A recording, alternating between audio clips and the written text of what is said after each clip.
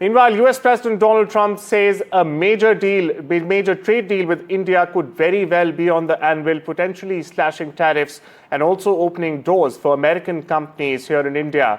Now, speaking about the Air Force One, Trump said India may finally lower barriers for US businesses. It's a move that could help avoid a sharp 27% tariff hike set to come to force on the 9th of July. Now, India's Foreign Affairs Minister S. Jaishankar in the US has confirmed talks are intense, but also added that both sides need to give and take. Meanwhile, Trump cast a doubt on trade deal with Japan, as my colleague Natasha was also hinting at even possibly higher tariffs to up to 35%. For now, all eyes are on India and the July 9 deadline. Will the deal get done? We'll be watching. But meanwhile, here's what Donald Trump had to say. We're going to have a deal with India, possibly. And that's going to be a different kind of a deal. It's going to be a deal where we're able to go in and compete. Right now, India doesn't accept anybody in. I think India is going to do that. And if they do that, we're going to have a deal for much less tariffs. My colleague Natasha continues to stay with us straight from New York. Natasha, we just heard Trump there. What are the key sticking points, if you may tell us, in the US-India trade talks? And more importantly, how likely is a breakthrough possible before the July 9 deadline? Well, the Indian trade delegation has postponed their trip several times now to stay on, to try and iron it out and to make that July 9 deadline. And we're hearing two different things, actually. On the US side, not only from the US president, but also from his Treasury Secretary talking to major networks here, saying that the deal is very likely with India. But on the other hand, we are hearing from sources some concerns around certain sticking points, as you mentioned, with regards to the deal. And one of those sticking points is certainly the access that America wants to have to the dairy and agriculture sectors in India. And this is a very sensitive topic for India, given the 80 million smallholder farmers who are likely to be really badly impacted, likely, if American companies arrive on their land.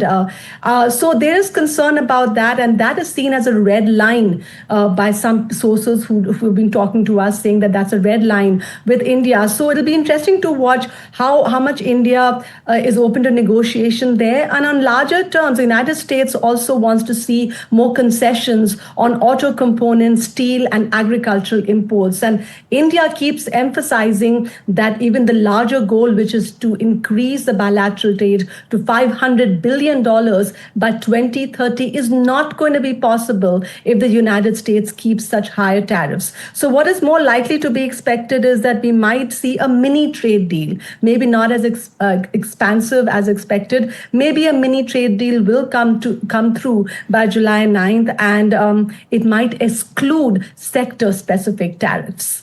And that's what we are hearing so far.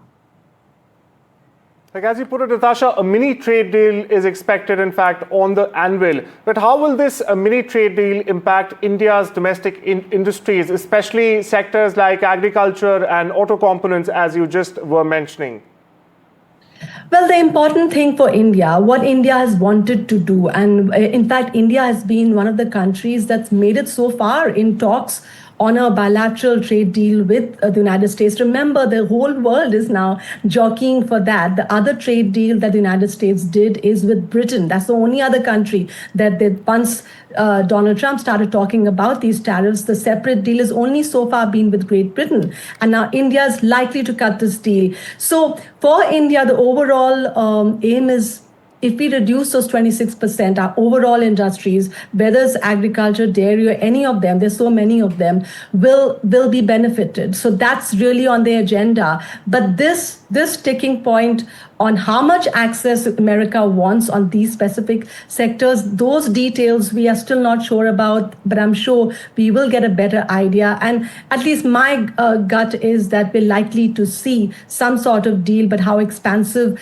it will be remains to be seen. Well, all eyes on July 9th now. Natasha, thank you so much for getting us the latest. Moving on, but staying with the story, this is what US Trade Secretary Scott Bessent had to say on the India trade deal. Listen in. It looks like India is having their team stay longer in Washington to, they say, finish up this deal. What does the American side say? American side says the same thing, that we are very close with India. And Brian, I will tell you that the career staffers on these deals are saying that they can't believe what we're getting. People who have been at Treasury, at Commerce, at USTR for 20 years are saying that these are deals like they've never seen before.